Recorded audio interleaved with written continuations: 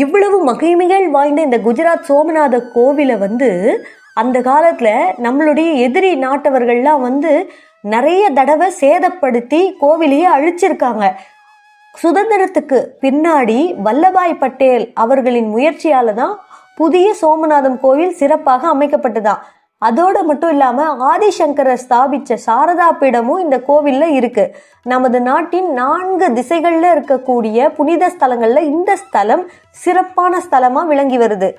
கூடுதல் விஷயம் என்னன்னா, மகாபாரதத்துல கண்ணபெருமான் இருந்தால் இல்லையா, அவர் வேடன் அம்பு எய்து காலில் அடிபட்டு இறந்து போனார். அந்த கண்ணபிரானுக்கு காலில் வேடன் அம்பு பட்ட இடமும் இந்த இடம்தான்.